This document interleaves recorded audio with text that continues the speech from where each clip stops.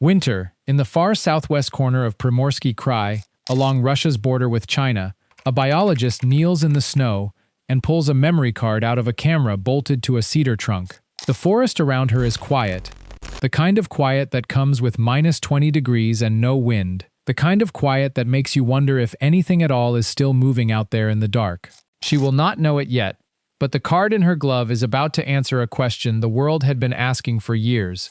How many Amur leopards are actually left? When the count from that season was finally finished, added up across every camera station in the region, the number was 25. Not 25 in this valley, 25 on the entire planet. Fewer animals than fit in 2 minivans, the most beautiful cat on Earth, backed into a sliver of frozen coastline between 2 countries. One bad winter, one bad poacher, one bad forest fire, away from being gone for good. Nobody standing in that valley believed this animal had much of a future left. What happened over the next 2 decades was not supposed to be possible, and it started with a decision nobody expected Russia to make. Nobody counting cameras that winter knew that this number, 25, would eventually sit on a wall inside a national park built and named specifically for this cat. Nobody knew that the very border splitting its home in half would one day become the reason it survived. And nobody, watching a species this close to zero, expected that within 20 years, researchers would be photographing spotted cubs walking past the same kind of camera that once only found empty snow, season after season, with nothing in the frame at all. To understand why the number dropped this low, you first have to understand what this animal actually is. The Amur leopard, Panthera pardus orientalis, is the northernmost leopard on Earth, the only subspecies built to survive real snow. Where an African leopard's coat is short and tight to the body, the Amur leopard grows a coat up to 7 centimeters thick in winter, pale gold fading toward cream, with rosettes spaced wider apart and ringed thicker than any other leopard subspecies on the planet.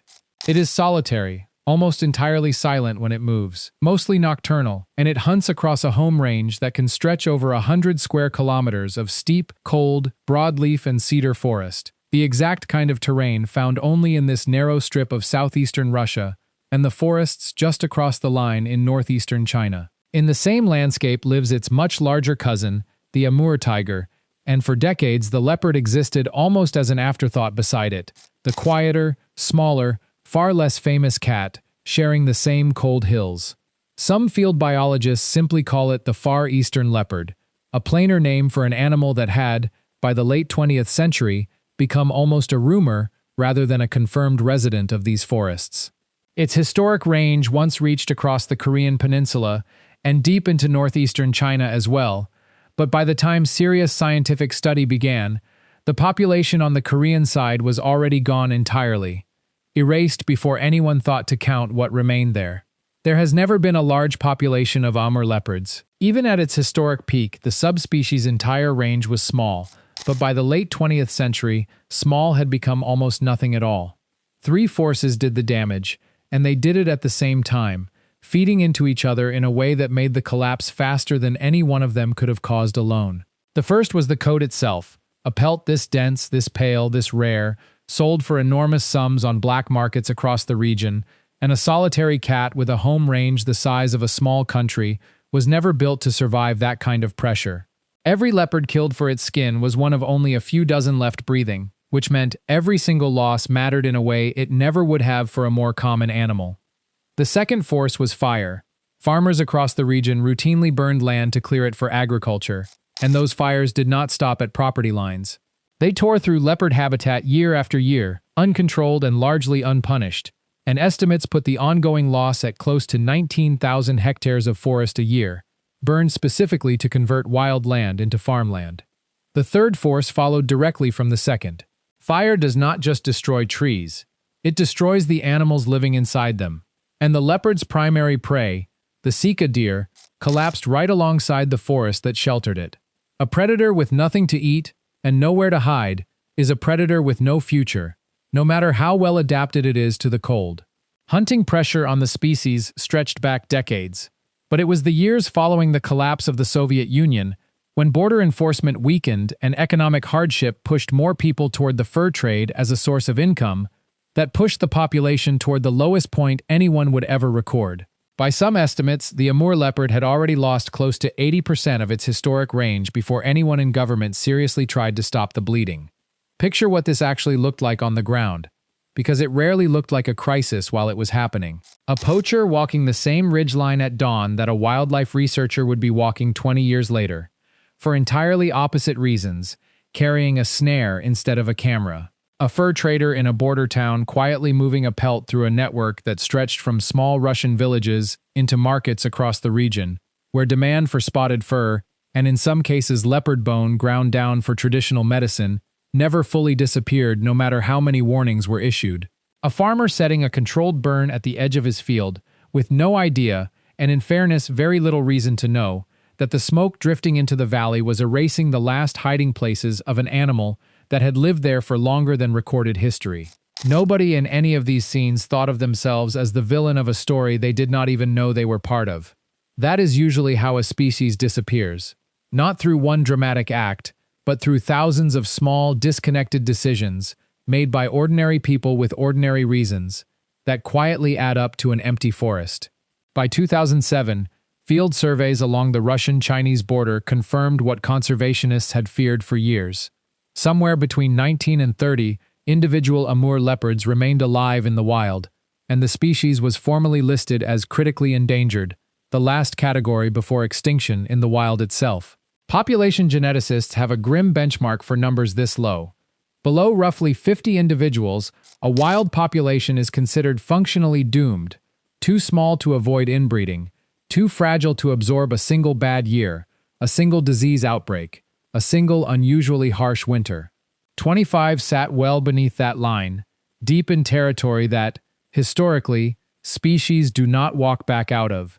This is the point in the story where, by every precedent conservation biology could offer, from the passenger pigeon to the Yangtze River dolphin, the outcome should have already been written. A species this rare, this cornered, this valuable on the black market does not usually get a second chapter. The Amur leopard did. For years before that turning point, the response had been scattered, and frankly, not enough.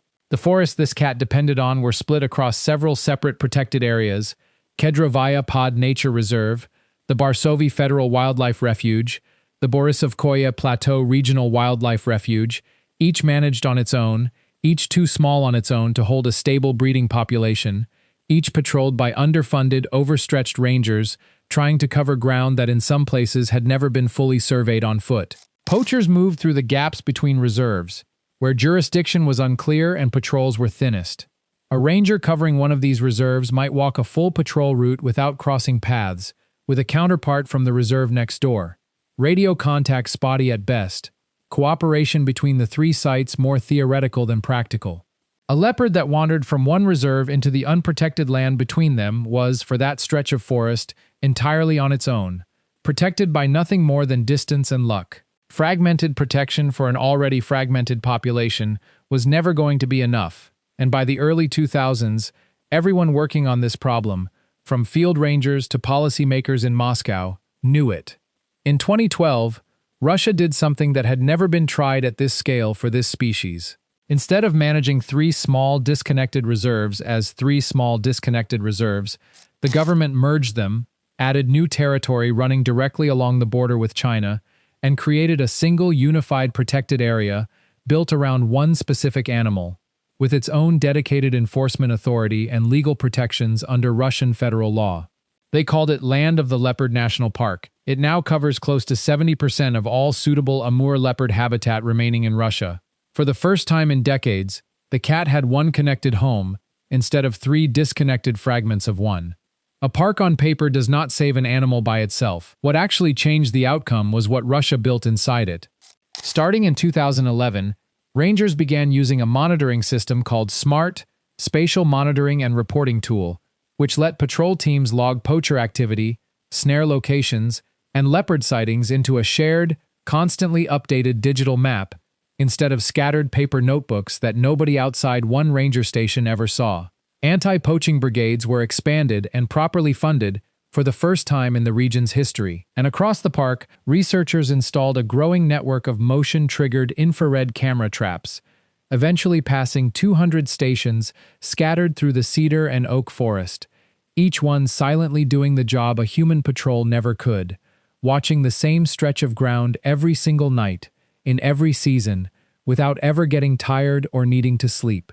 In some cases, researchers also fitted individual leopards with GPS collars, adding a second, independent layer of tracking data to cross-check against whatever the camera network alone could show.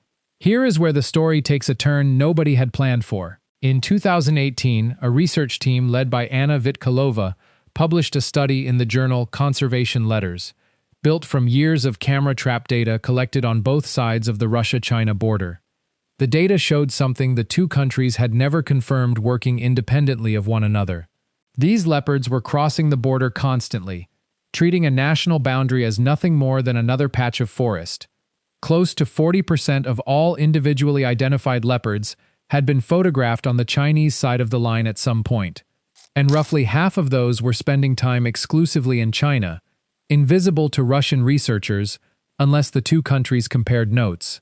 The border that had spent decades splitting this animal's habitat in half, forcing two separate governments to each protect a fragment of one population without ever fully knowing what the other fragment looked like, turned out to be the exact reason the recovery needed cross-border cooperation to succeed at all.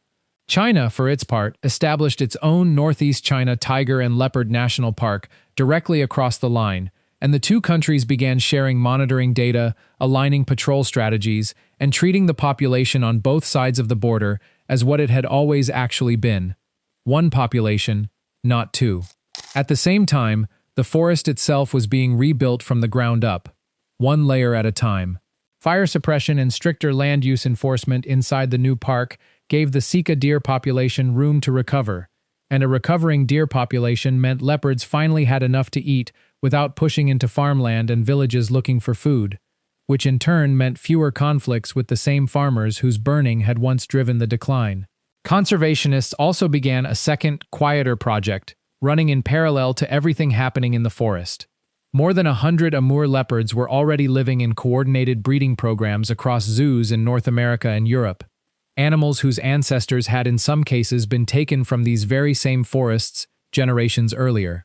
Researchers began laying the groundwork to use some of those captive-bred cats to establish an entirely new, genetically distinct wild population at a separate site, the Ussurisk Reserve, effectively giving the species a second home and a second chance in case anything ever went wrong with the first. The park also began working directly with communities living along its border, offering ranger positions and ecotourism income to people whose livelihoods had once depended, at least in part, on exactly the activities that had driven the decline in the first place. By 2024, the census teams checking on this recovery were working at a scale nobody could have imagined back when the total population was 25. Picture the scene.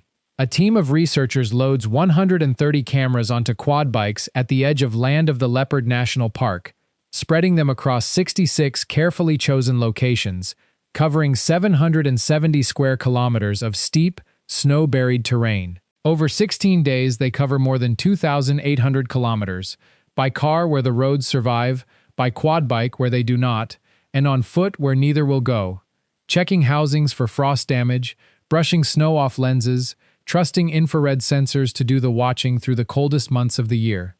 3 months later, the same team returns to collect every card.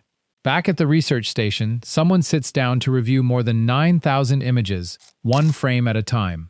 Buried in that pile are just under 1,000 showing Amur leopards, and by matching rosette patterns the way a detective matches fingerprints, the same spotted coat that once made this animal a poaching target now becomes the exact tool used to identify it, one by one. By the end of that process, researchers had confirmed 28 individual leopards in that survey zone alone, nearly double the 16 recorded there in 2015. Somewhere in that same pile of images was the first confirmed photograph of a spotted kitten walking behind its mother, the single frame that, more than any spreadsheet of population totals, told the team the recovery was no longer theoretical. Zoom out from that single survey, and the wider recovery becomes almost hard to believe. From roughly 30 individuals in 2007, the population climbed to 57 by 2015. By 2017, the park was reporting 84 adult leopards and 14 kittens born that year alone.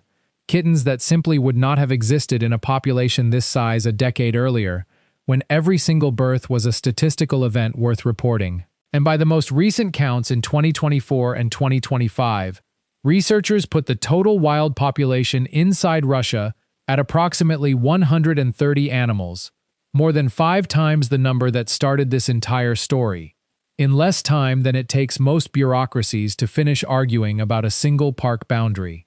Taisia Marchenkova, a research scientist working inside Land of the Leopard National Park, described the outcome to conservation reporters in 3 words that almost undersell what actually happened here. We achieved amazing results.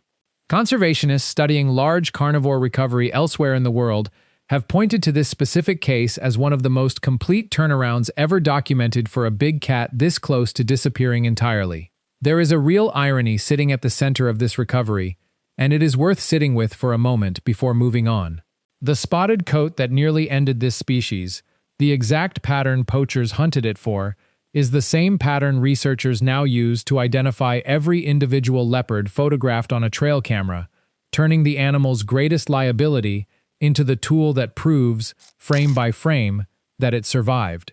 The international border that spent decades cutting this leopard's home in half, forcing 2 countries to each manage a broken piece of one population, ended up being the thing that had to be crossed, literally and diplomatically, for the recovery to succeed at all.